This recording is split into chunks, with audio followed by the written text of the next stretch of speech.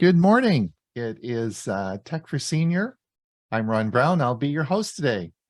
It is July the 24th. Hopefully everyone's having a great summer. Today it's raining here, which we haven't had rain for a very long time, so we're pleased with that. My family's all gone for a bit of a holiday down south, so I've just got Gail and I here, so it's going to be a nice day. I can focus on some things that need to be done around in the computer land. Today we have a great show for you. It is we'll start out by a few little words from myself. Then we're going to move on to Bob. He's got a security news update. We then of course have Bill James is going to talk about side-by-side Mac OS and Windows 11, which one you should be using. Mike Ungerman's going to tell us which are electric vehicles to buy. Bob's going to talk about unmasking Hot Rat, the hidden dangers of software downloads. Bob's going to fill us in. And of course, Ray has a secret outro for his music. I bet you no one can guess what he's going to talk about today. We'll see what he has to say. For the premiere version, which of course will be coming up on for our premiere video, which will be at 1/2 we have 3 selections for you today. The first is Ray Baxter is going to talk about part 1 on home entertainment. Huey's going to tell you how to find corporate phone numbers. If you want to phone the CEO of a company, how do you find their phone number? He's going to show you how to do that. And Bob is going to tell you all about the old surge protectors and how they can be a fire hazard. That's a really important one. And that will all be at 1/2 for our premiere video. And I'll be putting the link in the video in the chat in a few moments. For those of you who may be new here, please remember that we also have a Thursday show called Tech for Senior Live. And this is where, of course, we talk about all the news of the week. And it's not a Zoom meeting. So if you want to come to that, just go to www.techforsenior.com. And we have a little button there that'll take you either to our YouTube channel or to Facebook. And that's where we run the shows from. I want to thank 2 people today for their generous donation to Tech for Senior. It is the middle of the summer. I realize that we have our donation drive usually in January, but if you are feeling a little bit, you have some extra cash sitting around, it's always helpful to help us pay the bills. I want to thank Debbie Shannon and Graham Ledger for their donation, and thanks so much. Let me introduce everyone today. We have, of course, let me remove my spotlight, and we'll take let me introduce my co-host who was hosting the last week, of course, Huey Popluck. Huey, you have learning Chromebooks this week, eh? Oh, I got a very busy week. Yes, a lot of things on the go, eh? Yeah, I got learning Chromebooks Thursday, and of course today I updated my Chromebook operating system to 1.15. Right. So we'll be talking about some of the changes and updates. And then on Tuesday and Friday, I have a couple of meetings that are for STUG members. I do one on AI, and I also do one on just general stuff that we play videos and just chat about them. And so I got all of those going on this week. So it's a busy week. There you go. Bob, how are things over in New Mexico? Still hot. Still hot. But not hot enough to fry an egg on my mailbox. Did you go and try it? No. I was going to try it, and it turned out that day the wind blew, and it just wasn't hot enough to even melt butter. So that never happened. And one of the other things that I'll be doing on the show today, I'll also tell you a story about first trip to Mars. All right. We have to. So Bob did a short video where he went out, and his mailbox was so hot that he did a little video about how hot his mailbox was, and he got like how many 2,500 views on it? Yeah, close to 2,500 views on a video that took absolutely nothing to make, nothing to edit, just a short. And so So Huey and I and Ray and everyone, we said, Bob, what you got to do is you got to put an egg on there and fry the egg on top of the mailbox and do another video and then see how many you get. I said you should put a piece of bacon on as well. So we're all waiting for the sequel to come out and see what bacon and eggs on a mailbox is like. I think that's a beautiful. I'm still waiting for somebody to volunteer to come over and clean it up the mess when I do it.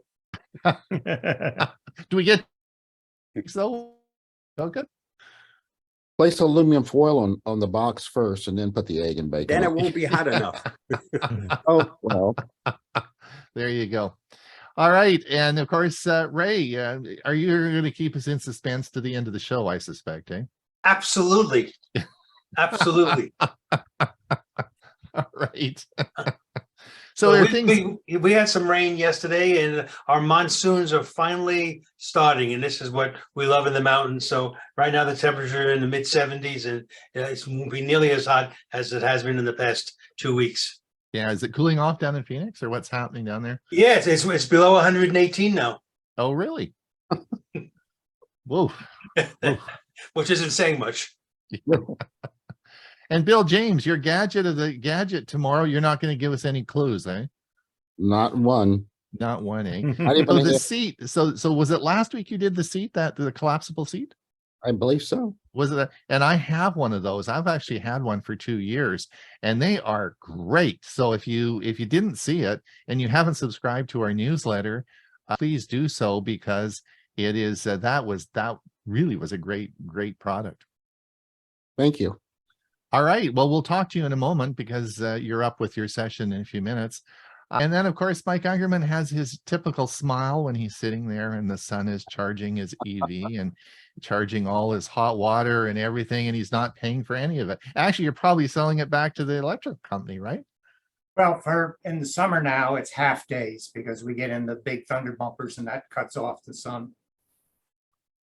All right. Very good. Well, Mike, of course, will be doing his presentation today and tell us which EVs to get. They keep dropping in price, I see. And in fact, my Toyota dealership sent me an email the other day and said, hey, we actually have in stock now EVs. And I thought that's sort of cool. So I asked them where my plug-in hybrid was, and they didn't know about that. So we'll see what happens anyway. We look forward to your segment today. And of course, Chris and Jim Gould are here. They spoke earlier, and they did their show yesterday and had a great show. As I mentioned, I was cooking in the kitchen and watched their show on a big screen TV. So remember, if you can put YouTube on a television, and I've got it on all our televisions because that's mostly what I watch. So it's a great thing when you're looking at other televisions. You can see what's going on with their show. Very good. And Chris is here as well. Excellent. All right, so let's get on with it. Bob, are you ready to roll?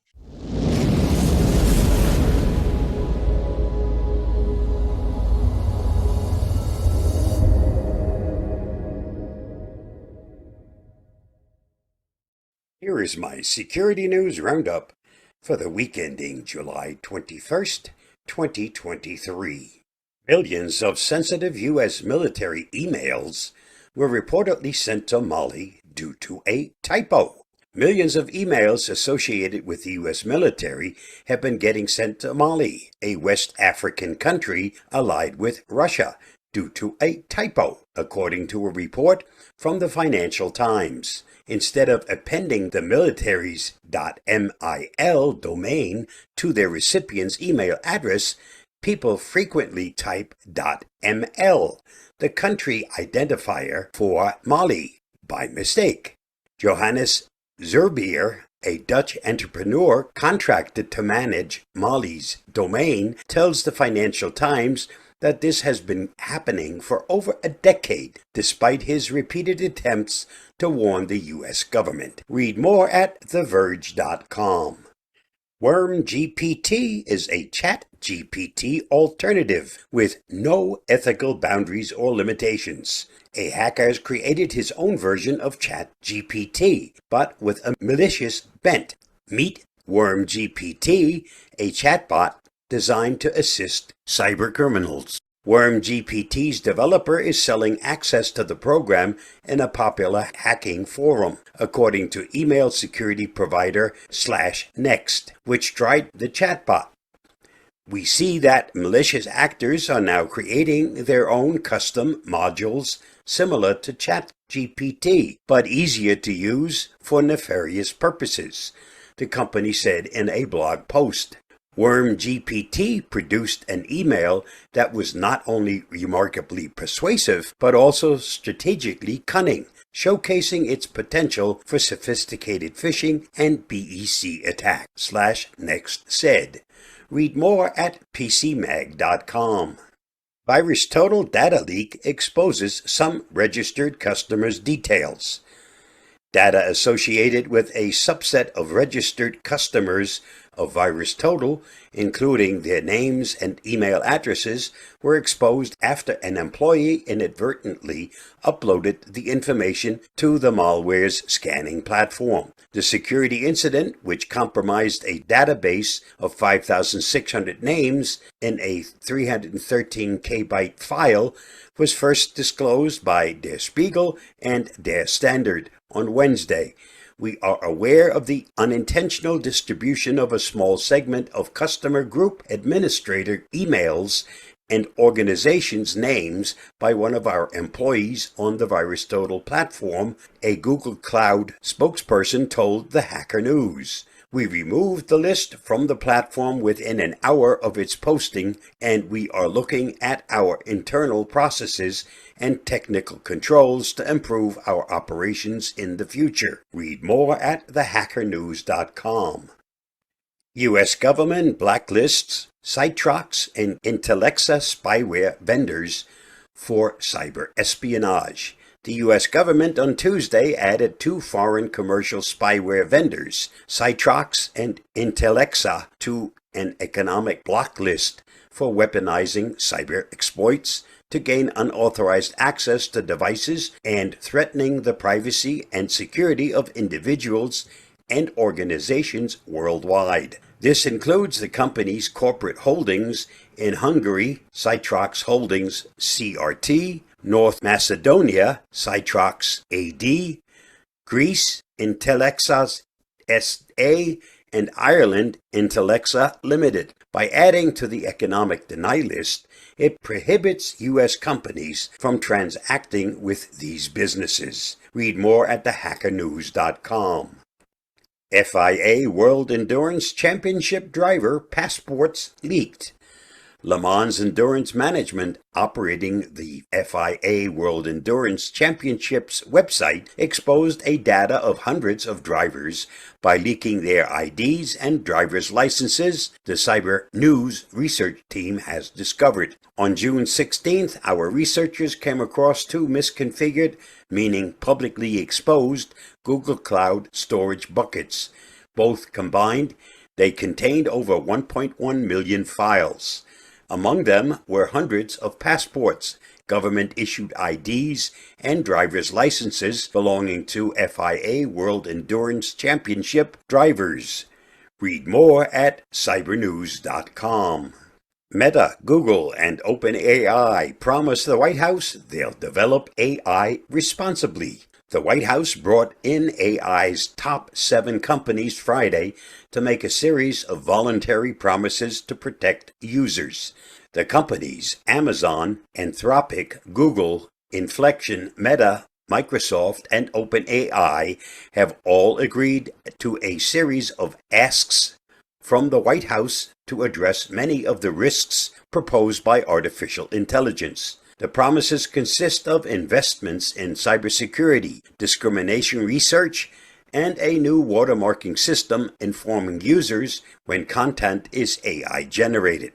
Sorry folks, but this will be another executive order not worth the paper it was written on. We need legislation, not executive orders that end when the next administration enters. Read more at TheVerge.com. Google Chrome 1.15 fixes 20 security vulnerabilities, new side panel tools, and HTTP upgrades. Google released a new version of its Chrome web browser to the stable channel today. Google Chrome 1.15 is a major browser upgrade that fixes 20 different security issues in the browser and introduces new functionality at the same time. Originally scheduled for last week, Google delayed the release of the stable channel to July 19th, 2023. Most Chrome installations will receive the update automatically over the course of days and weeks. Users may check the installation version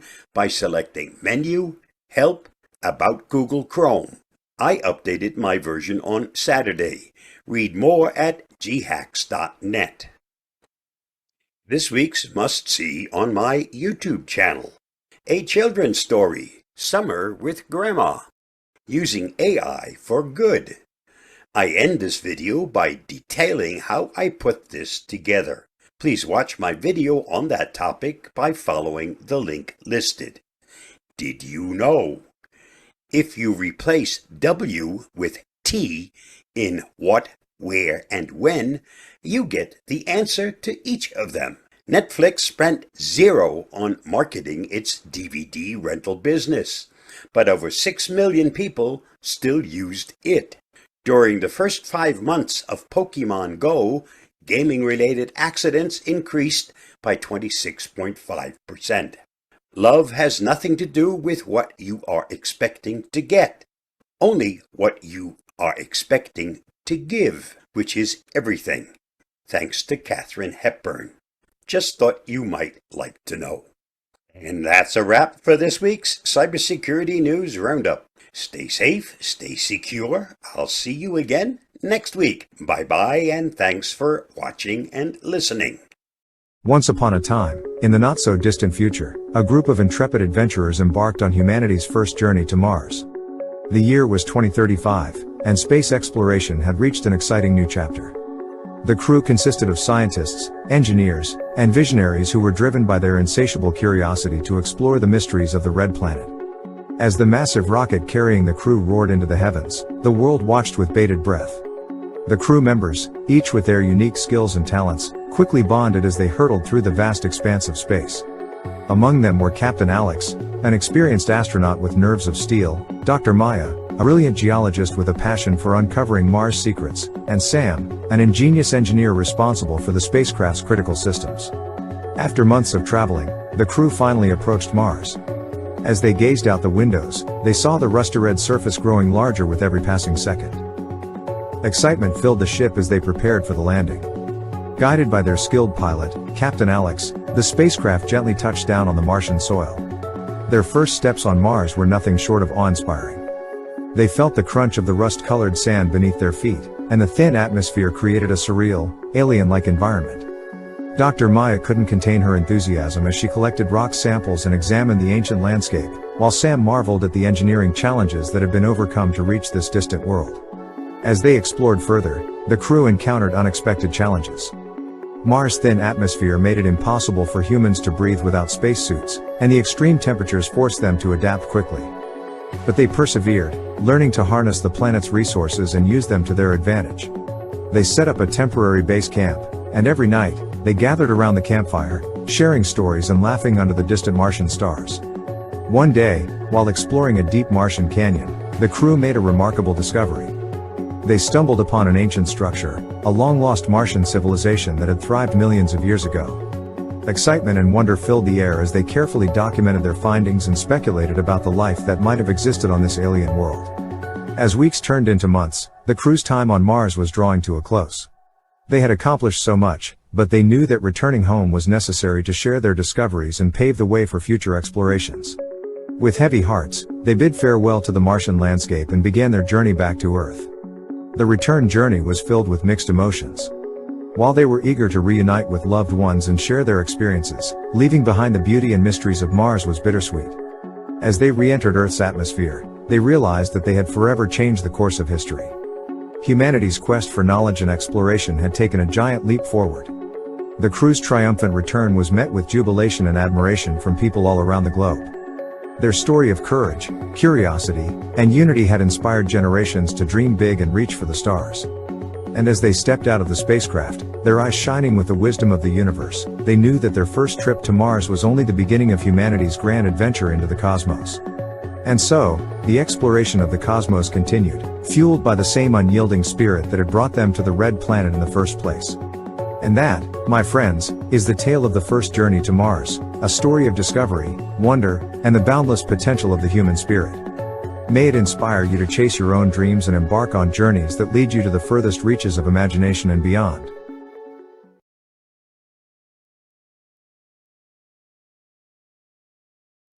So Bob, you have to in the question and answer, you'll have to let us know how you made that video. I think that's the interesting part about that. Well, that's if you watch the video, the show notes have all the information pertaining to exactly what I used, links to it. But yeah, we'll answer it in the Q&A. Yes, I think that's really interesting because you produced and directed the movie. It was Yeah, great. because it's not my voice. It's not my creation. Right. Very interesting. All right. Bill, are you ready to roll?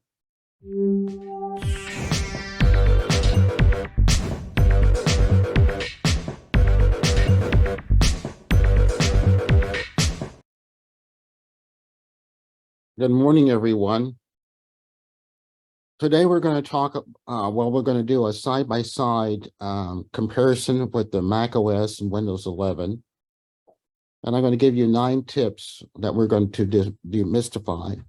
And this is part of a series that I'm starting called Exploring the Similarities and Shared Features for the Mac and Windows. When it comes to computer operating systems, Windows and Mac OS have long been seen as rivals, each with its own unique features and design. However, amidst their differences, intriguing similarities are worth exploring. Apple and Microsoft have a long history of competition in technology. The rivalry between the two companies dates back to the early days of personal computing. Despite their distinct differences and underlying architectures, Windows and Mac OS share common grounds in terms of functionality and user experience.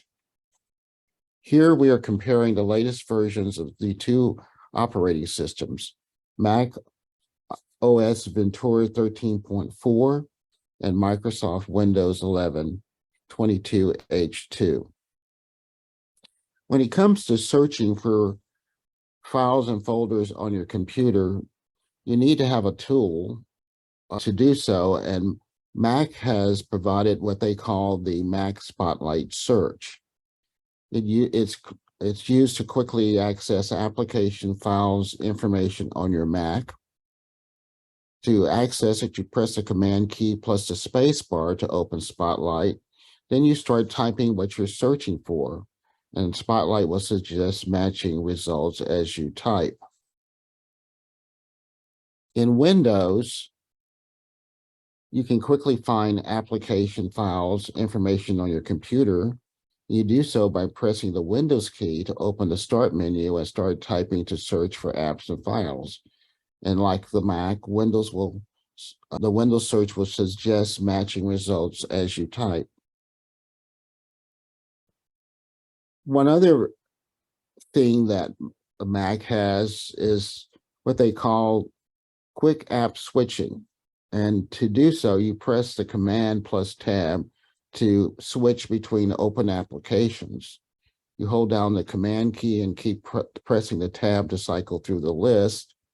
Then when you release both keys, you then select the app that you're looking for. In Windows, it's called the Windows 11 Task View. And that's a feature where you can switch between all open windows and virtual desktops. And you access it by pressing the Windows key plus Tab, holding the Windows key and pressing the Tab to cycle through the list. Release both keys to switch the selected window or desktop.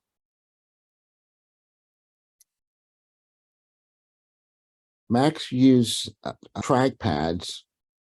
They do not have any touchscreens for their desktop computers or monitors, but they rely on using the trackpad or they also have something called the magic mouse. But if you're using a Mac, you should take advantage of the trackpad to improve your workflow.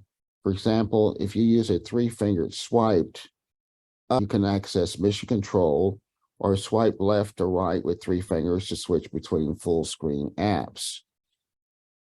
In Windows, it has touchpad gestures as well, and you can access the touchpad settings, customize the gestures and scrolling behavior in the control panel. I'm sorry, in settings. When you're taking screenshots on the Mac, you can do so by pressing the Command plus Shift plus 3 to capture the entire screen, or Command plus Shift plus 4 to capture a specific area. To capture a window, you want to press Command plus Shift plus 4, then press the space bar and click on the window you want to capture. To show the screenshot options, you want to press Command plus Shift plus 5, and these will be saved in your preferred location that you select in the screenshot options.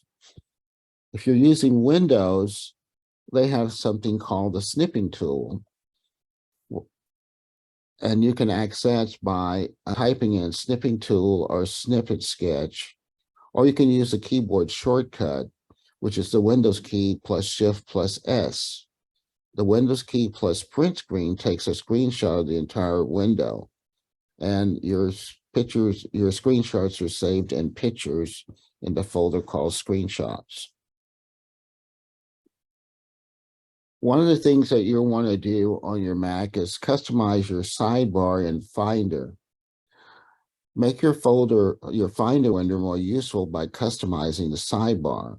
You can drag and drop frequently accessed folders to the sidebar for quick access. And you also can remove unnecessary items from the sidebar by right-clicking on them and selecting Remove from Sidebar. In Windows, you can customize the quick access toolbar in your File Explorer, which is the equivalent of Finder in the Mac. You also can pin frequently used folders. Additionally, Windows 11 offers a customized start menu where you can pin your favorite apps for easy access. If you want to split view and multitask with your Mac, you can work with two apps side by side. You do so by clicking the green maximize button on the window, and then you select the position to place your window, and the window will then place in split screen. To do so on Windows, you'll want to use the Windows 11 Snap Assist. You hover your mouse over the Windows Maximize button or press Windows key plus Z. Click on the zone in a layout to snap a window in that particular zone. Use Snap Assist to finish building an entire layout of windows. If you need to view a file without having to open that file, you can use Mac's Quick View. You use Quick View to preview files without opening them fully. You can do so by selecting a file in Finder and then press the spacebar to open Quick Look. Here you can view your documents, images, videos, and play audio files without launching a separate app. In Windows, you can use the Quick Look-alike preview, and it works similarly by selecting a file in File Explorer, pressing the space bar to preview the file's content without opening it fully.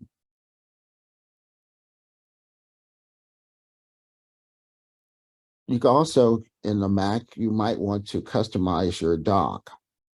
You can organize your frequently used apps in the dock for easy access.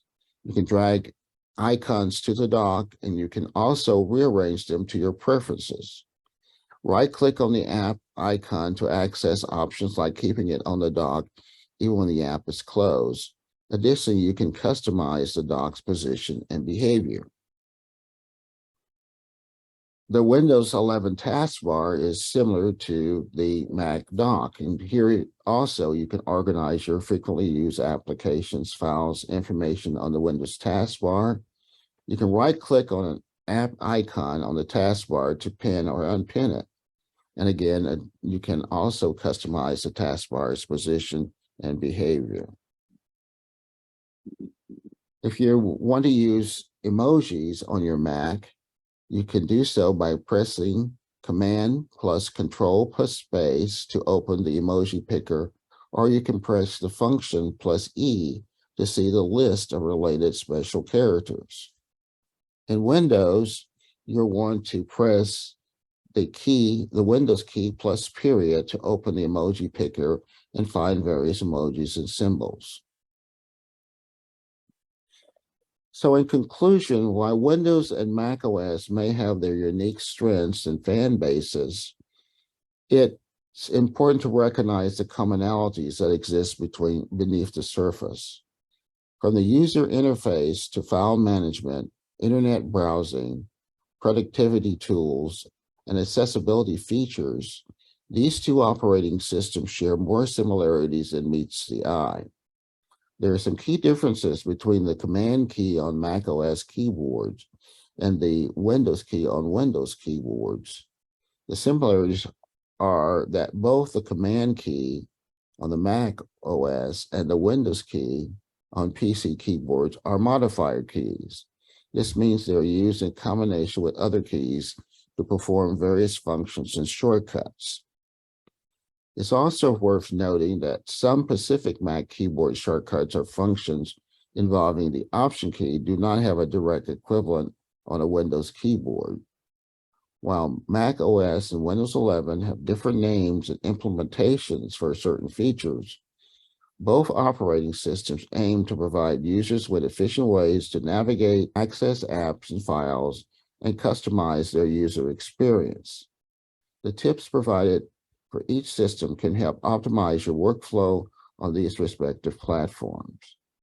By understanding and appreciating the common functions of the two operating systems, we can broaden our perspective, make informed choices, and leverage the best of both worlds to enhance our computing experience.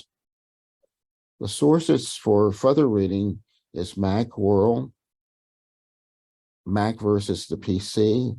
Another article is on PC World is Mac operating system versus Windows. Which operating system is really better?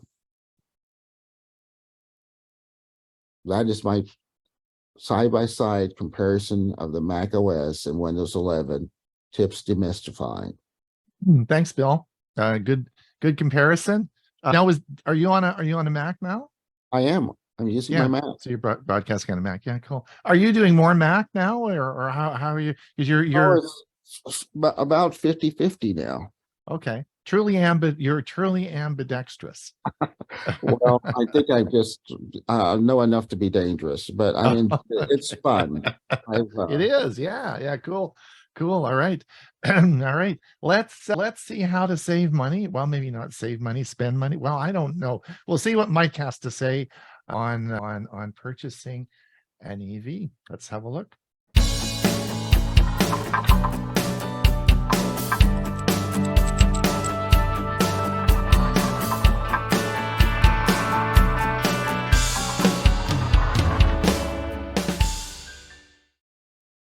Hi, I'm Mike Ungerman of the Central Florida Computer Society.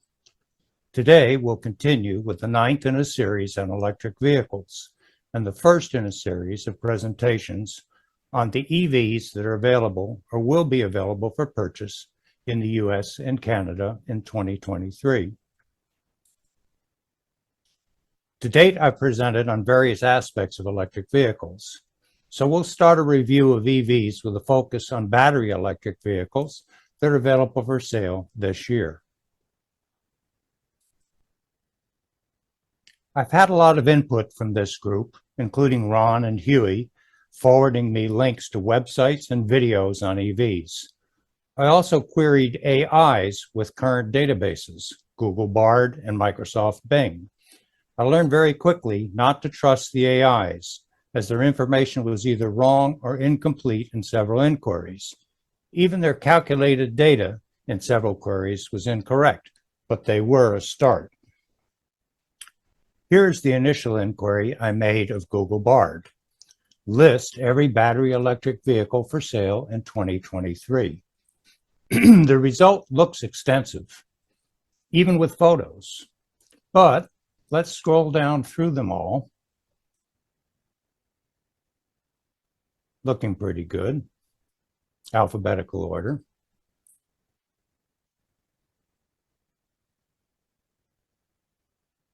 But note down at the final statement, this is just a small sampling of the many BEVs available on the market today. But it was a good start, and it helped me open the door to investigate other resources.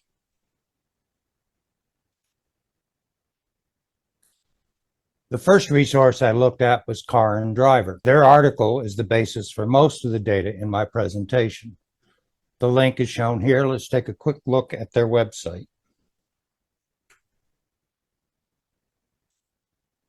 Titled Every New Electric Vehicle Model for Sale in the U.S. for 2023. As well as being one of the starting points for this presentation, you can research just about any make and model using their drop-down menu at the top of the page, selecting a make, a model, and the years that they're available. We'll scroll down. You can see that they don't have them in alphabetical order, but they do list a considerable number of battery electric vehicles showing their base price, fuel economy, combined range.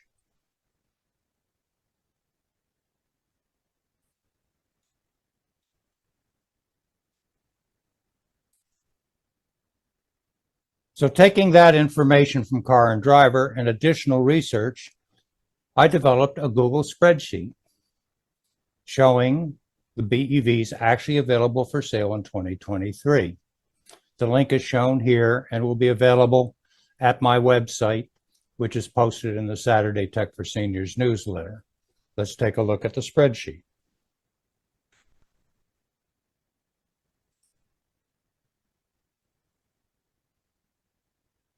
This is the Google spreadsheet I created for my research. It consists of 3 sheets, shown in these tabs at the bottom, and it uses the same data pool. The one you're looking at now is sorted by the manufacturer of the BEV and then the models that are available. It shows the MSRP or base price and the published range of the vehicle when fully charged. There are 25 manufacturers and 48 models listed for 2023. If you take a look at the sheet that is sorted by price, we can start off with the lowest price, which is the Chevrolet Bolt for $27,495. As we go down the list, I've divided them into groups of price ranges. And we top out at the Porsche Taycan Sport Turismo at a whopping $137,430 with a range of 233 miles. And if you want to see this list by range, we start off with the worst range, which is the Mazda MX-30 at a range of only 100 miles. The hardtop Cooper also is pretty low at 114. And if we scroll down, you can see that we get to the Lucid Air, which has a whopping 425 miles range.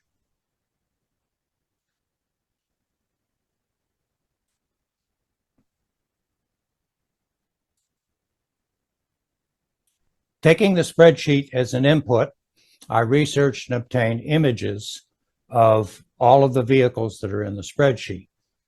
Let's take a look at the Google Photos album that I organized those images. And this link also will be listed on my website that'll be published in Saturday's newsletter.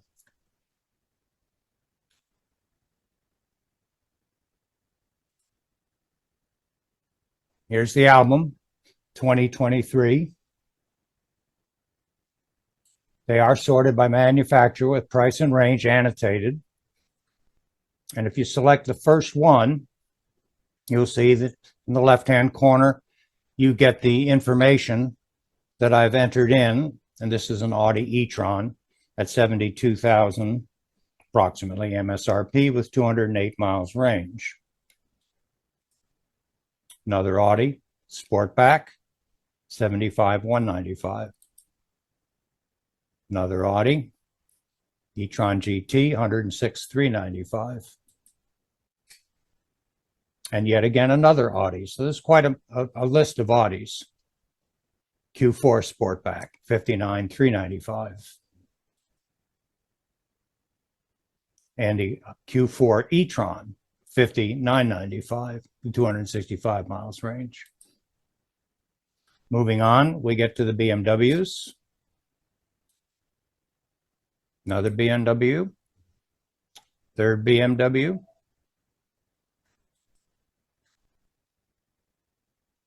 Cadillac Lyric. It's the only Cadillac that is shown.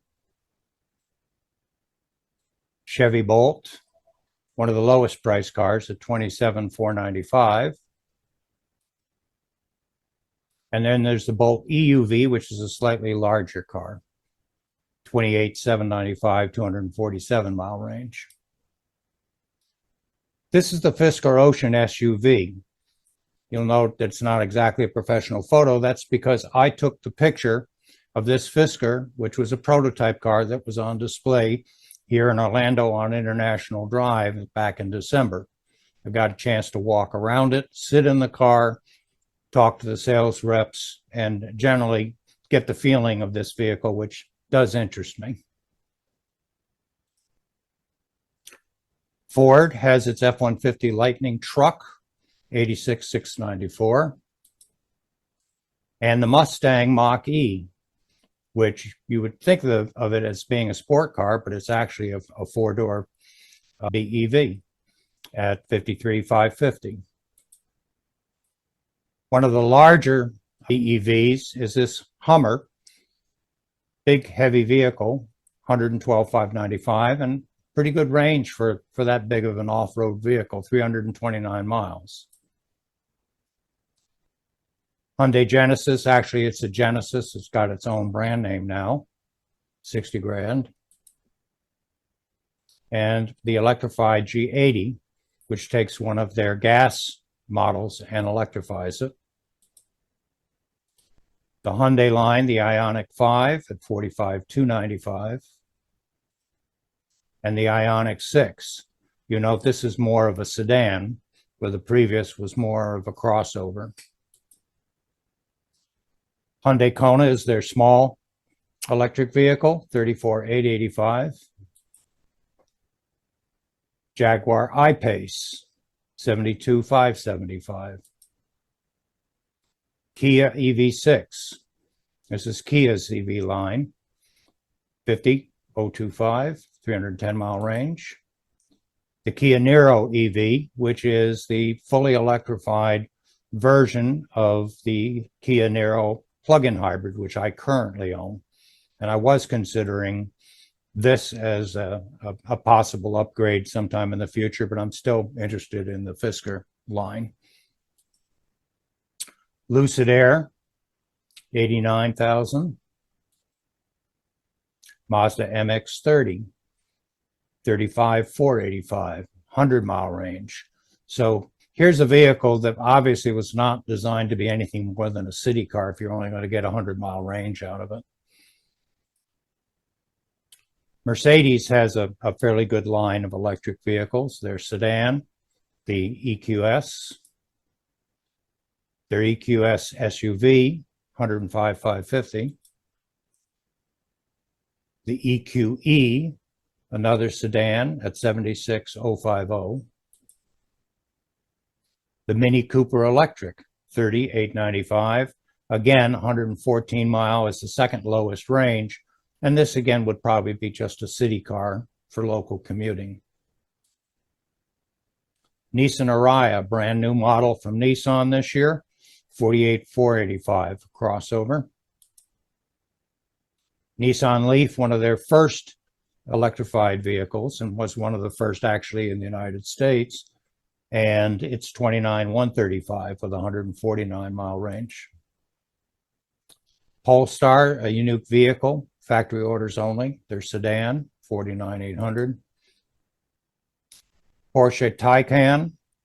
Porsche has taken essentially their sport cars and their sport sedans and electrified them. This is the first one at 88,150. This one is their Sport Turismo, Taycan Sport Turismo at 137,450. Then they've got what they consider an off-road vehicle, taking the Porsche Cross Turismo at 99,150, racing it up, putting heavier duty tires, more ruggedized vehicle. I don't think I would be driving an EV under conditions like that with a car that looks like that. Rivian, a unique vehicle made here in the US, and it's 79,800. This is their Wagoneer, if you will, and this is their truck, the R1T, 74,800. Subaru Solterra, built on a Toyota assembly plant, shared with Subaru, 46,220. Then we have the Tesla models that some of you probably are driving right now, the Model 3. Their prices have just come down. Their Model Y, 53,380. Their Model S, 89,880. And their Model X, 99,880. I expect to see Tesla's prices varying all over the place, but likely come down to stay competitive as they get other models presented to run against them. This is the Toyota BZ4X that I said was similar to the Subaru, 43,335. The Volkswagen ID4, both made in Germany and in the US this year, 40,290. You're going to be wanting to search for one made in the US if you want the tax incentives. The Volvo is entering the electric market extensively. This is their C40 Recharge. So they've taken a C40 crossover SUV and electrified it. And the XC40, which is a larger SUV and electrified. VinFast is actually a company from Vietnam. And VinFast has turned into one of Asia's largest manufacturers of vehicles, and they now have two models in the US, the VF8 and the VF9, and they're going to flesh out that series 2, 3, 4, 5, 6, and 7 in coming years. As before, I've created YouTube playlists and a website to host them, which has a reference of all my EV postings for my presentations. The URL for that site is shown here on this slide and is published in periodic Tech for Senior Saturday newsletters. All the links from today's presentation will be on that website and available for you to click on so that you can look at both the playlists that support this presentation as well as the spreadsheets, the website, and the YouTube photos. So if you're looking to purchase any electric vehicle this year, your choices may be limited to those that are already in some conventional dealer stocks. Allocations for the 2023 BEVs direct from factory sales may already be closed for this year, and you're going to have to be looking for 2024 models. My next presentations will therefore continue with a review of the makes and models of BEVs planned to be available in the 2024 model year and subsequent. Okay. Okay, thanks. Thanks. Great, Mike. That's good information. Unmasking Hot Rat, the hidden dangers in your software downloads. My thanks to Louis Carones for his excellent article and the inspiration for this video. You'll find his article at the link listed. Avast researchers have uncovered a sneaky little rat in illegal versions of cracked software. His name is Hot Rat, and he's coming for your personal information. We all love a good deal, right? And what's better than free? Would you like to get the latest version of Microsoft Office or Adobe Photoshop? And what about some games like Age of Empire or Sniper Elite? All for free. Well, in this case, it comes with a hefty hidden price tag. We're talking about malware, and one sneaky culprit, in particular, Hot Rat. Meet Hot Rat, the unwanted guest. Imagine Hot Rat as the unwanted guest who crashes your party, eats all your snacks, and then steals your wallet. Not cool, right? Once it sneaks into your computer, Hot Rat can swipe your personal information, snap screenshots of what you're up to, and even invite more unwanted guests. The worst part, you might not even know it's there. So how does Hot Rat crash the party? Here's the thing, cyber criminals are pretty crafty.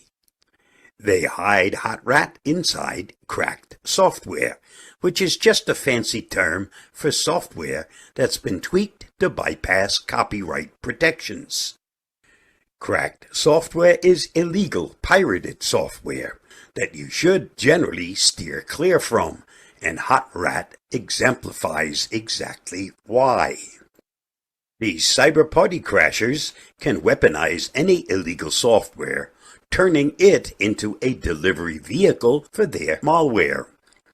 They often target popular software from big-name companies like Adobe and Microsoft, as well as popular video games and system tools. Watch out for these party crashers.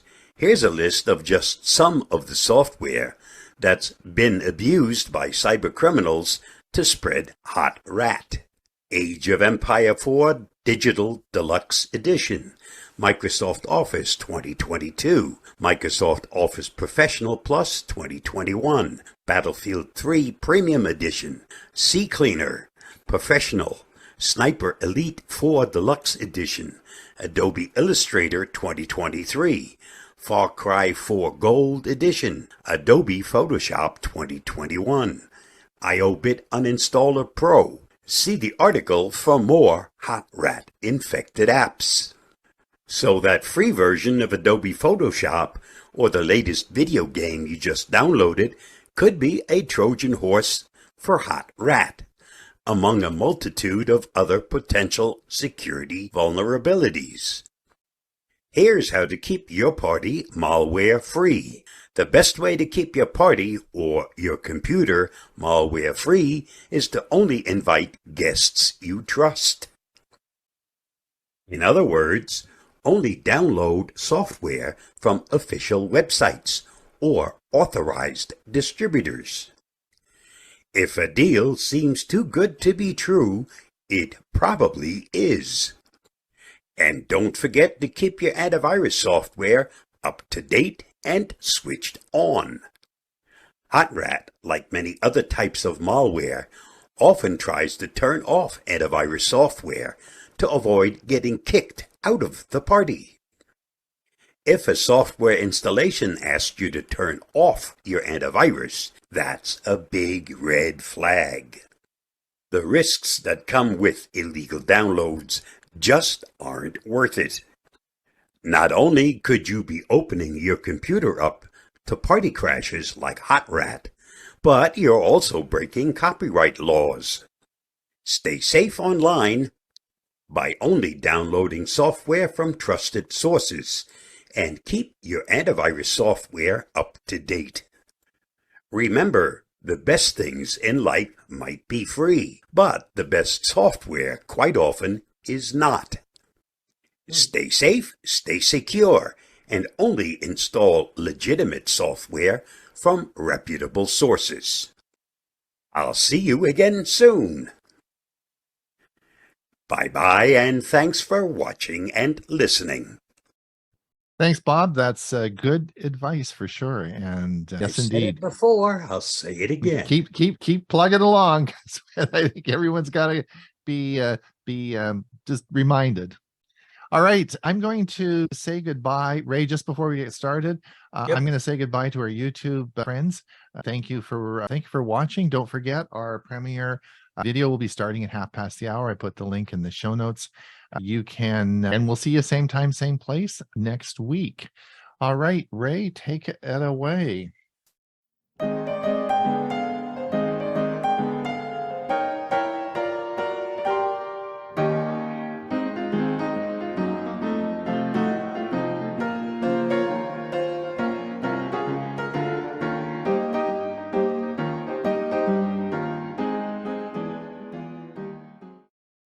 Okay, here we go. And for all those who have guessed who I'm going to show today, let's see how many are right. Martha Reeves and the Vandellas, a song called Heat Wave. Yes, Martha and the Vandellas, known from 1967 to 1972 as Martha Reeves and the Vandellas, they were an American vocal girl group formed in Detroit back in 1957. Group achieved fame in the 1960s with Motown. It's an act founded by friends Annette Beard, Rosalind Ashford, and Gloria Williams. And the group eventually included Martha Reeves, who worked her way up, who moved up in the ranks as lead vocalist of the group after Williams' departure in 1962. The group signed with and eventually recorded all of their singles for Motown's Gordy imprint. Now, the group's string of hits included Come and Get These Memories, Heat Wave, Quicksand, Nowhere to Run, Jimmy Mac, I'm Ready for Love, Bless You, and Dancing in the Street, the latter song becoming their signature single. And during their 9-year run on the charts from 1963 to 1972, Martha and the Vandellas charted over 26 hits and recorded in the styles of doo-wop, R&B, pop, blues, rock and roll, and soul. 10 Vandellas songs reached the top 10 of the Billboard R&B singles chart, including 2 R&B numbers, 1 and 6 top 10 pop hits on the Billboard Hot 100. Selected members of the group were inducted into the Rock and Roll Hall of Fame in 1995 and the National Rhythm and Blues Hall of Fame in 2013. That information above has come from Wikipedia. So following their signing to Motown Records in 1962, the Vandellas' second hit, Heat Wave, reached number 4 on the Hot 100 and number 1 on the R&B singles charts for 5 weeks.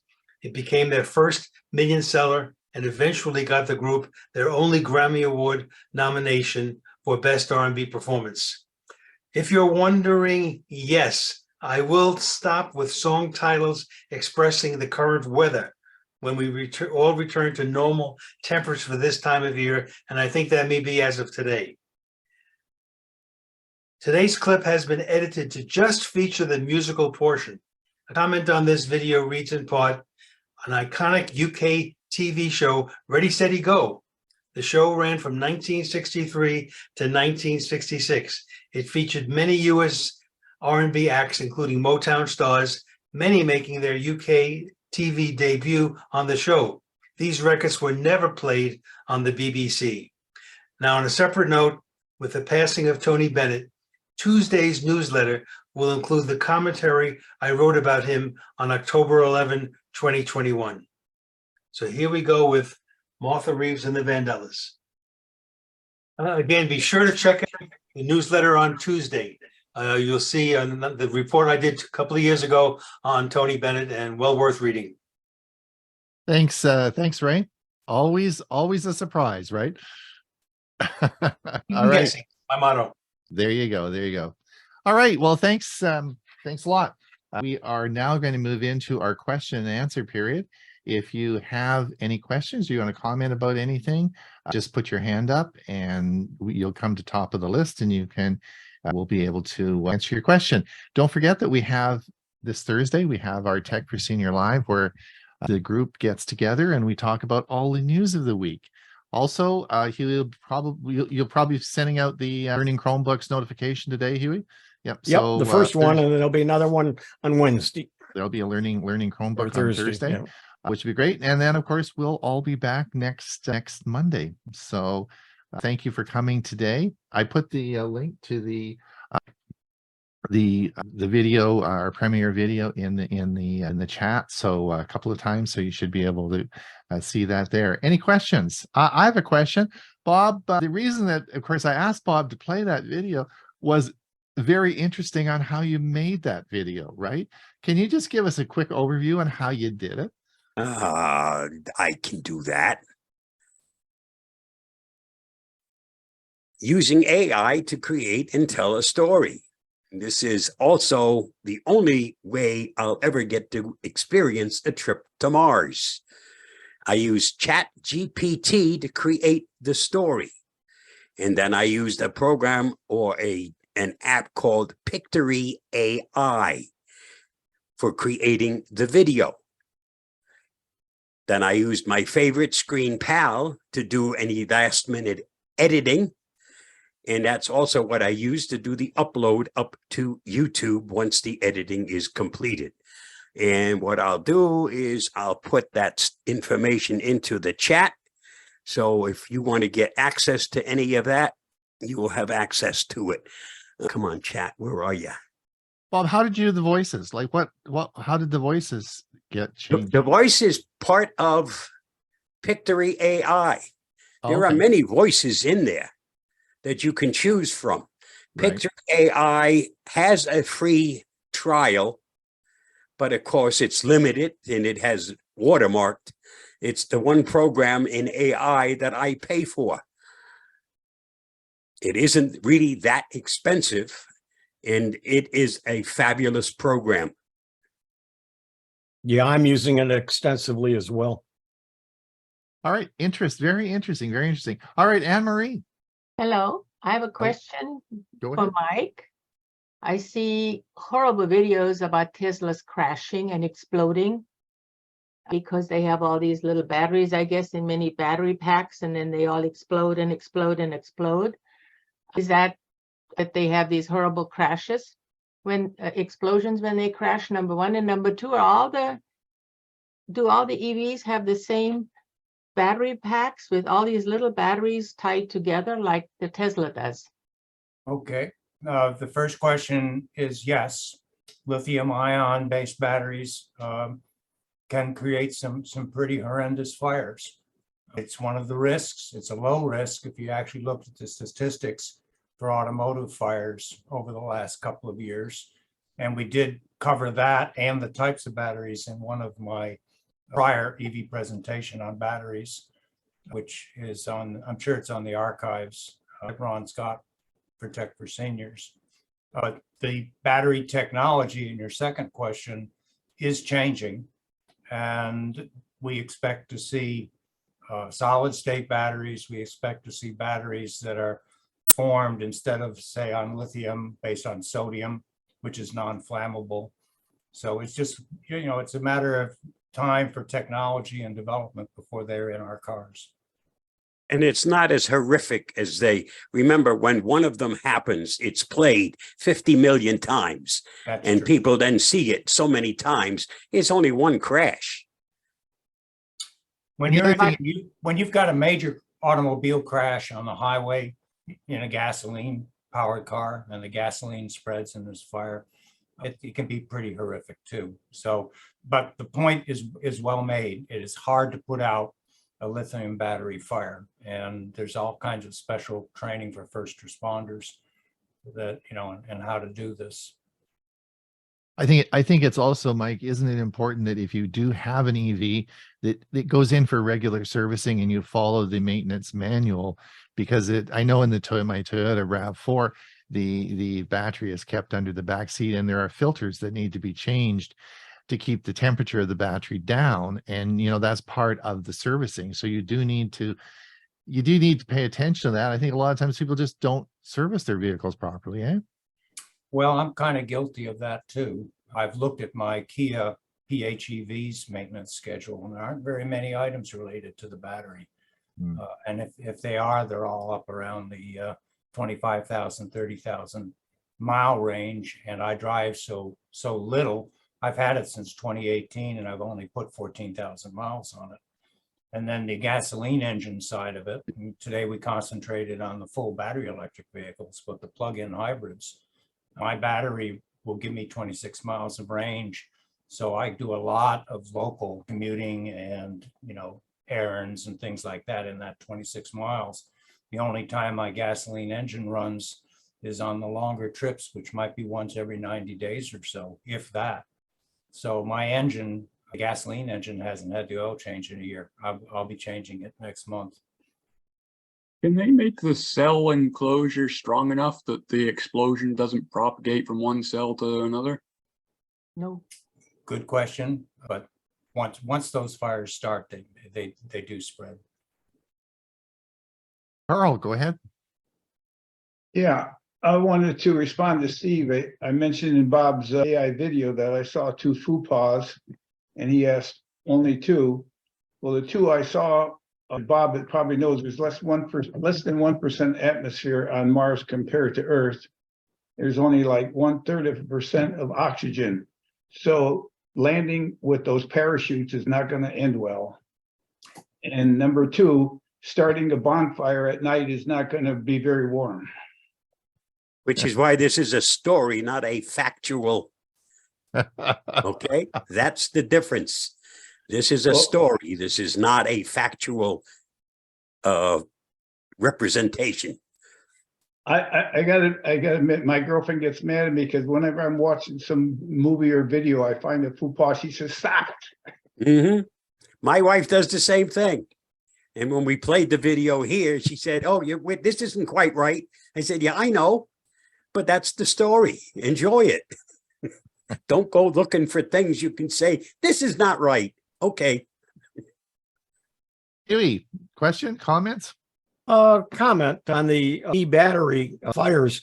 There's also been some e-battery fires on e-bikes. And so people, if you have an e-bike, you've got to be mindful of that as well. And One of the in big fact, problems. anything with a lithium-ion battery. I just replaced my whole cell phone because my last one was swollen and hot even when it was turned off. And I just said, okay, I'm not going to mess with this one anymore.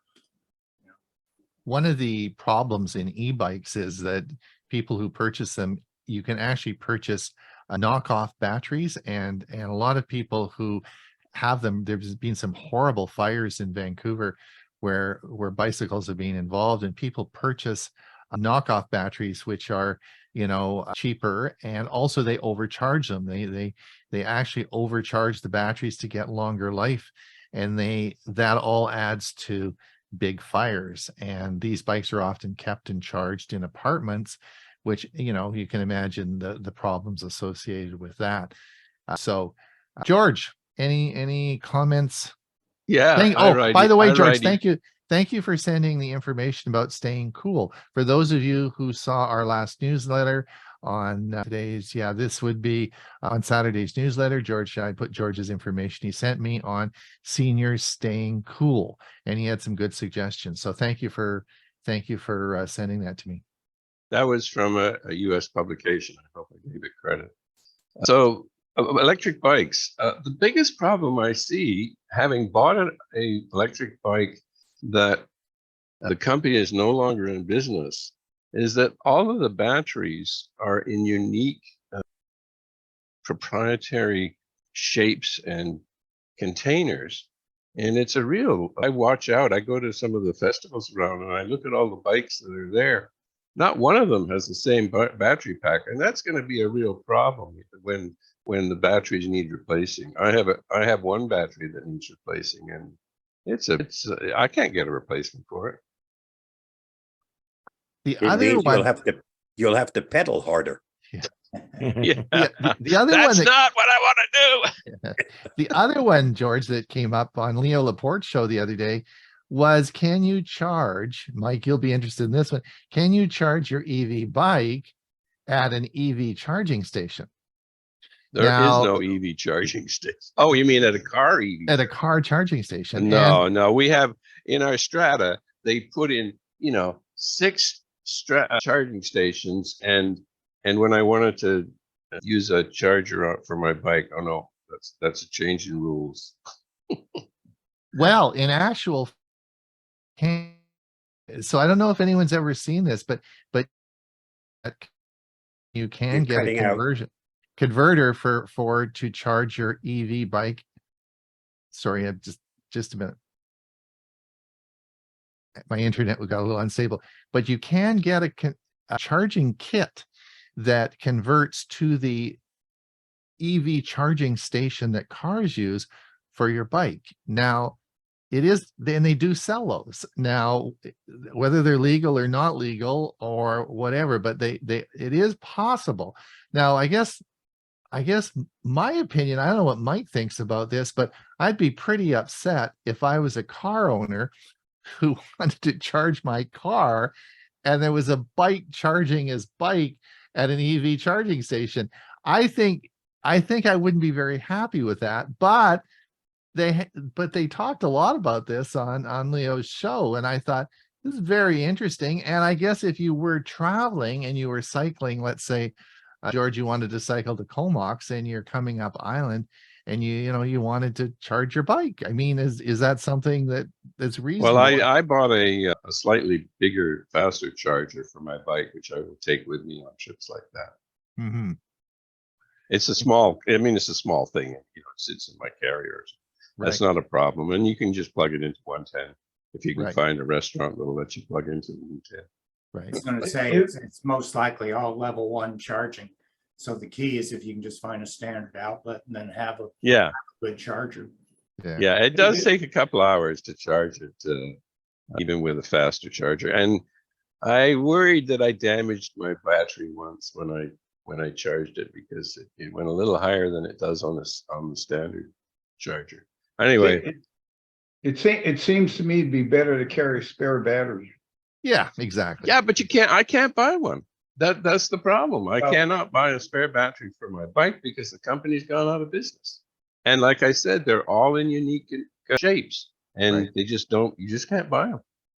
That's the same thing with hand powered tools. Those batteries are not interchangeable. Yeah. Bill James, did you have your hand up? I did, but I think you answered my question, because I was concerned about the voltage of the car charging and the bike. I was wondering how it seemed to me those would be different. You'd overcharge your bike battery. Yeah, they've got to converge that one. That's the big problem, though, is the software. The software that links into most of these are not made for bikes. So there's another issue of the software that you have to use as well. So anyway, I'm not an expert on it, and I didn't think it was possible, but on the show they discussed that, and they had some great minds, and it is possible. Now, just on a personal note, I just tell you that I have had my RAV4 hybrid now for 5 months, and I really like it. I absolutely like it. I only put gas in it every 2 months.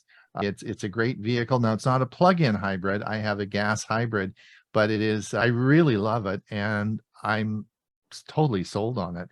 So I've been very, very happy. I think Anne-Marie has I'm not sure if Anne-Marie has a hybrid, or is all I have a plug-in hybrid. I have a plug-in hybrid. You have the Mercedes. plug-in hybrid. I love it too.